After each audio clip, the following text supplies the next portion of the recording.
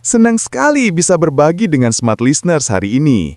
Mari kita lawan hantu kegagalan ini bersama-sama. Ini pertanyaan yang sering sekali muncul, dan saya rasa semua orang, terutama teman-teman milenial dan Gen Z yang sedang merintis karir atau usaha, pasti pernah merasakan hantu ini. Rasa takut gagal atau fear of failure adalah hal yang sangat manusiawi, tapi sayangnya, dialah yang sering jadi rem tangan paling kuat dalam hidup kita. Jurus ampuh menghadapi rasa takut gagal. Saya punya 3 jurus utama yang bisa langsung diterapkan. Ini bukan sekedar motivasi kosong, tapi adalah perubahan pola pikir fundamental. 1. Ubah definisi gagal. The reframe. Pola pikir lama. Kita terbiasa menganggap gagal itu final, memalukan, dan mendefinisikan diri kita. Pola pikir baru, gagal itu bukan akhir, tapi adalah data atau umpan balik yang sangat mahal. Sama seperti saat Anda membuat resep masakan. Kalau hasilnya nggak enak, Anda nggak berhenti masak selamanya kan? Anda cuma tahu, oh, kebanyakan garam. Kegagalan adalah garam yang terlalu banyak itu. Aksinya, setiap kali gagal, tanyakan pada diri sendiri, apa satu hal yang saya pelajari dari kejadian ini? Fokus pada pelajaran, bukan pada rasa malu. 2. Fokus pada usaha, bukan hasil. The process over outcome. Rasa takut gagal biasanya muncul karena kita terlalu fokus pada hasil akhir yang sempurna. Kita menetapkan standar yang tidak realistis, yang biasanya disebut sebagai perfectionism. Jurusnya, mulailah menghargai dan merayakan proses dan konsistensi. Contohnya, ketika Anda berolahraga, jangan hanya fokus pada target berat badan di bulan depan.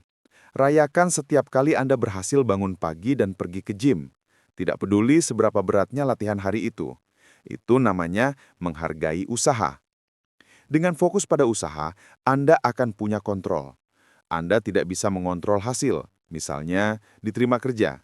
Tapi, Anda bisa mengontrol berapa banyak CV yang Anda kirim dan seberapa baik persiapan wawancara Anda. 3.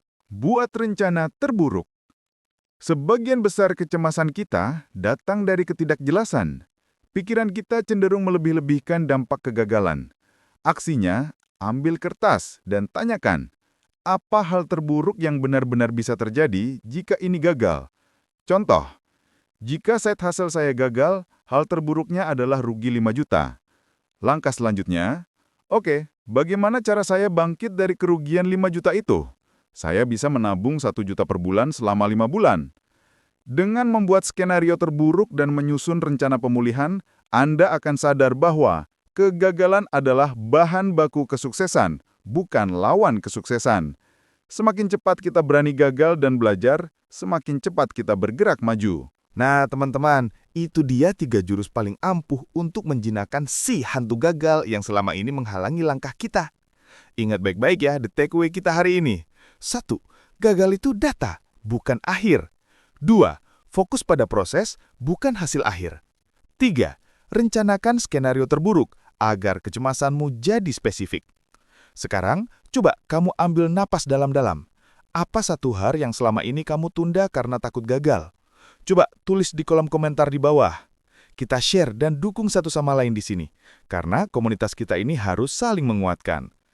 Kalau kamu suka video ini, jangan lupa di-like dan yang paling penting, subscribe ke channel ini agar kamu nggak ketinggalan tips-tips self-improvement dan motivasi keren lainnya setiap minggunya. Buat kamu yang mau tahu lebih lanjut tentang bagaimana cara atur keuangan setelah sukses melewati tantangan, kamu bisa tonton video saya yang ini, tunjuk ke kiri atau kanan layar. Sampai jumpa di video selanjutnya, dan ingat, berani coba, berani gagal, berani sukses. Peace out!